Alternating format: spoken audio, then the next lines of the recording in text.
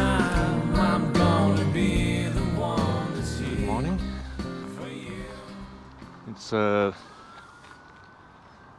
early September, and I'm just going to go for a quick walk in a place where I started the Mindfulness Walk and Talk videos. Maybe do a little bit of a talk through. I was thinking about change and trying to make changes in your life, and I thought it might be an idea to talk about some of the theory around it and hopefully maybe give you some things to consider if you're thinking of making changes in your life, which I'm sure we all do, whether on a day-to-day, week-to-week, month-to-month basis. Just trying to be a little healthier, a little happier, a little bit more connected. So we're going to head up this path and see what we can see, get in touch with nature, just relax for a bit and take it easy. So we've got a bit of low-lying mist over the valley, which is lovely. So yeah, last time I was filming here was in the COVID lockdown, I think, just after Christmas 2020. Started doing these videos January 2021. It's a great way to get out, connect with nature.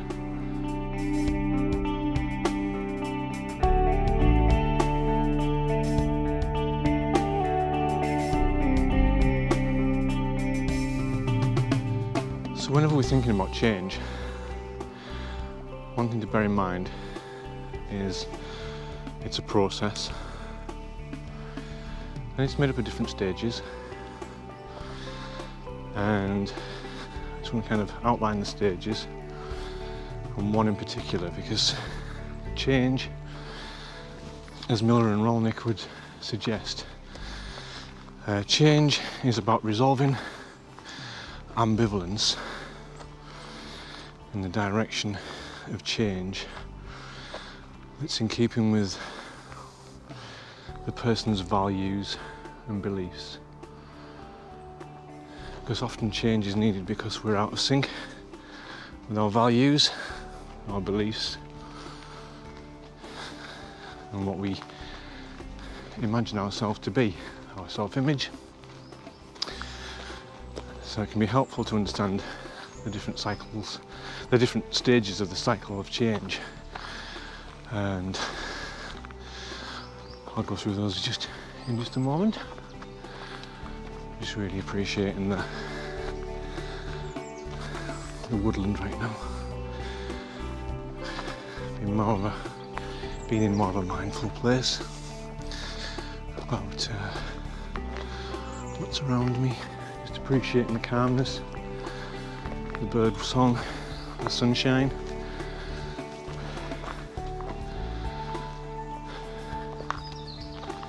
I'm being out of breath. And I don't want this video to be heavy psychological head bashing, but just a way of raising awareness so that you've got more information to take on board when you're making a change in your life.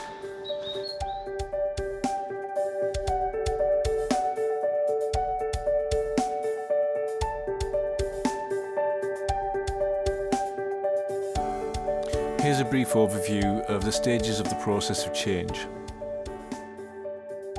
Pre-contemplation may also be seen as denial. In other words, I don't say I have a problem. Contemplation. I do have a problem, I don't have a problem, I do want to make change, I don't want to make change. Once the scales of decisional balance are tipped in the favour of change, then a decision could be made. That leads us into active changes, where the person gradually makes changes each day and learns from the outcomes. Maintenance is about keeping up those active changes. Lapse is an essential part of this process. There is learning in lapse to be taken forward. This can then be taken back into the cycle through contemplation. The information learned through lapse helps build self-awareness. The effect of lapse can be quite detrimental and may lead to relapse, which is stepping back to older behaviours.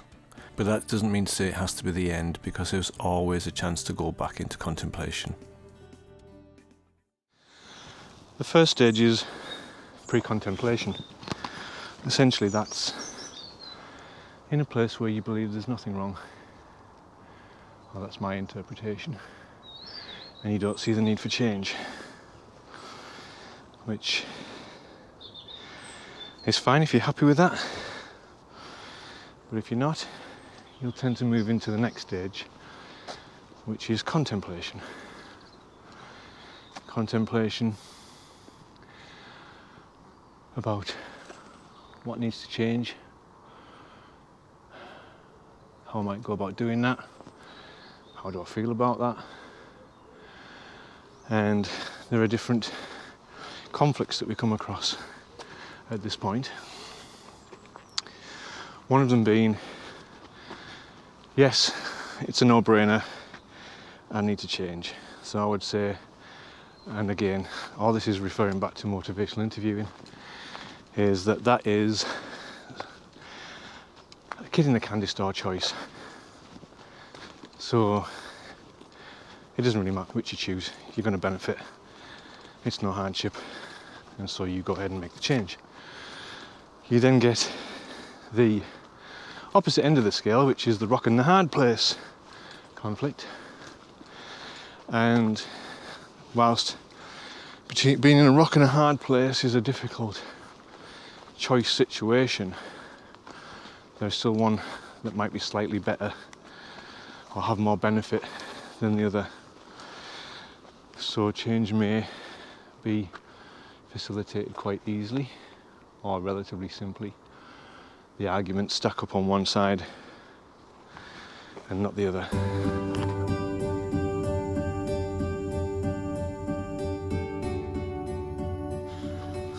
And then we come to the change which causes us more unease or dis-ease, and that is I do and I don't. And it's called Ambivalence. And to quote the book, Motivation, Interviewing, Preparing People for Change, ambivalence is a nice place to visit, but you wouldn't want to stay there. Unlike this lovely area right now. Quite happily just put my chair out for the rest of the day.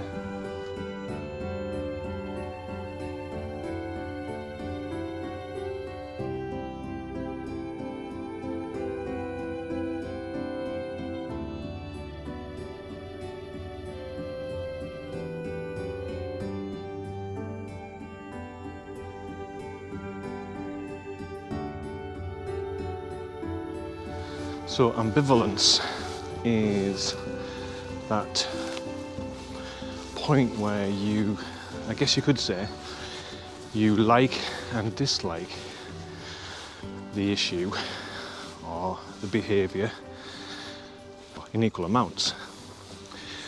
And when we think about that for a second, that causes us a problem because there is no definite resolution, no definite decision that can be made. We're in two minds, toing and froing, backwards and forwards. Meanwhile, the behaviour is continuing, and we're none the wiser. Might be impacting upon your day-to-day life, relationships, family, friends.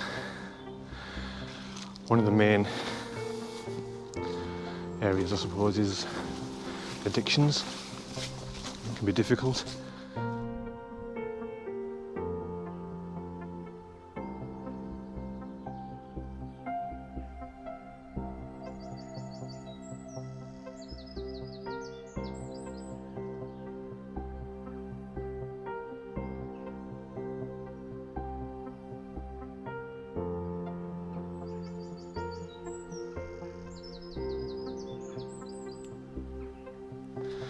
not necessarily just substances,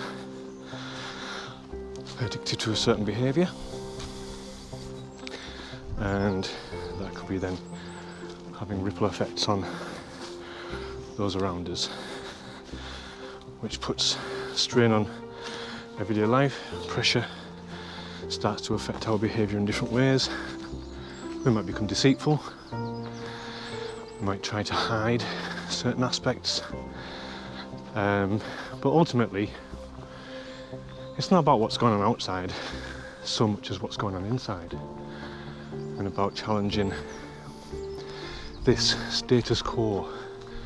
Not the rock band, great rock band as they are, but the balance that's in place, the reason we're not moving forward. And the mornings that you wake up with those feelings could be remorse, agitation, depression. Depression is more of a condition than a feeling, but those kind of key signals that we're half listening to, half ignoring. And there's a tool you can use called the Decisional balance sheet. Think about accounting, and what you're doing is accounting for your thoughts and opinions, taking them on board, exploring what they're actually saying and how that fits with you, your internal value system, and how it's affecting day-to-day life.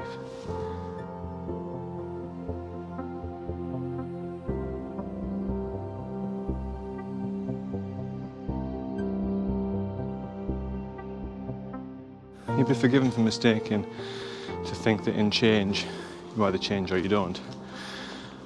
There's the negatives of staying where you are and the positives of moving forward. But what I found interesting when I studied this was there's actually pros and cons to staying where you are, doing the thing that you're doing, whatever it might be.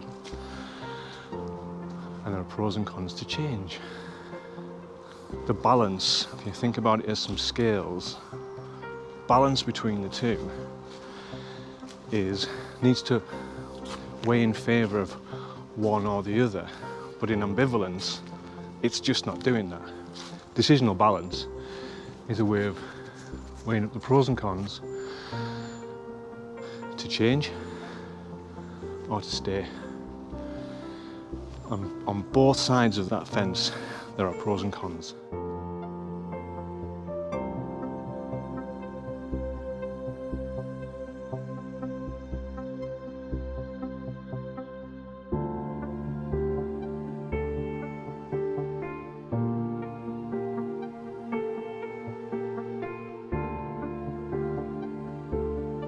Just to give you a quick sample of what I go through to do these videos. Not go through, sounds like it's an arduous task, and it's not, it's actually quite fun. Here I am with drone on my back, microphone on lapel, not just a fluffy caterpillar that sat as a pet in my pocket, phone with Osmo 2, and my mum's just getting in touch with me to let me know, I don't know, oh, she's getting her new glasses on Friday. Well, I get mine today. Well, actually, don't go for my sight test today, which would be nice. So just a little light reprieve in the middle of a serious topic. So, yeah, this is what I go through, and this is my idea of fun.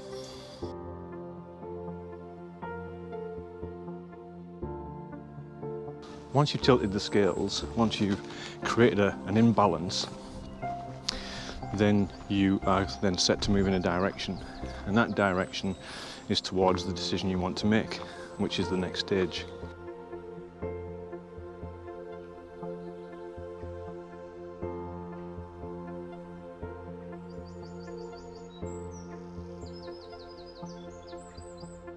So active changes is the next part of this process. Making active changes, doing things on a day-to-day basis, doing things regularly, small things to make change, small victories win big wars. And so doing things gradually, SMART goals, having something like so specific, measurable, achievable, realistic, and time, something that has a time frame, something that has a time frame that you can work to. Now, the thing about goals is if we make unrealistic goals, we tend to fail and we end up in one of the end or later processes called lapse. And once we hit lapse, we think, that's it, we'll throw the baby out with the bathwater, won't bother anymore, go back to the first stage, pre-contemplation, and not really wanting to move forward, not wanting to make change, what's the point, all those kind of self-defeating statements. So once we've started to make changes, active changes, little and often, trying to get a momentum going, then we reach a point where it starts to become a little bit more automatic. But we need to go through what we call maintenance. So maintenance is checking yourself, checking your behaviours, checking the impact, getting feedback, being open to what other people see, not being too guarded or defensive, taking that on. The more we can do that in maintenance, the less chance we have of lapsing. But lapse is not the end of the process. Lapse can be temporary, okay? Lapse is a temporary thing.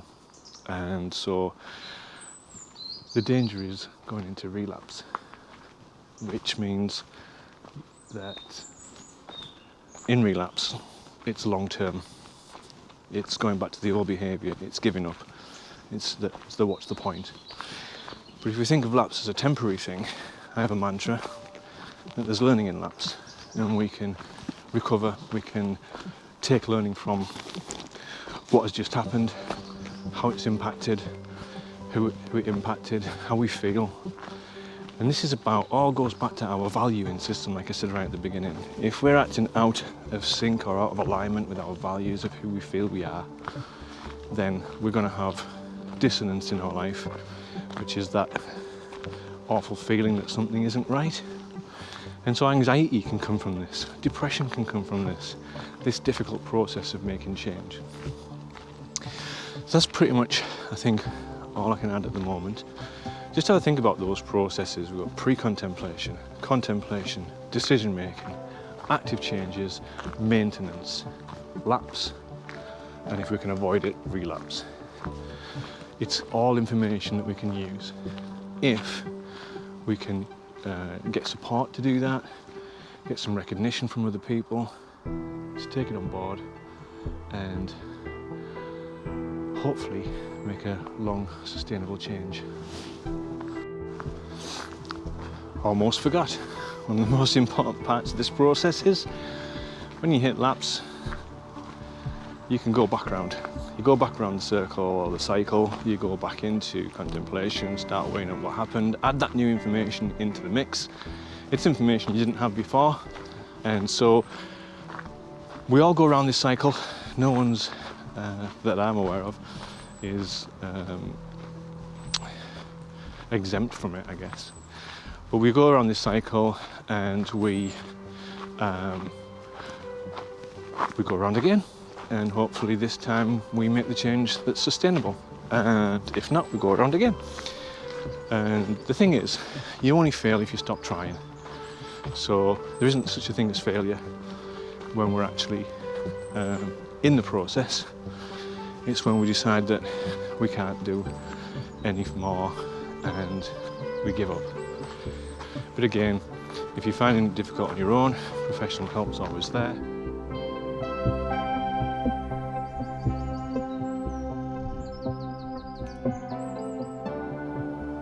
Thanks for watching, and hopefully it's been of help.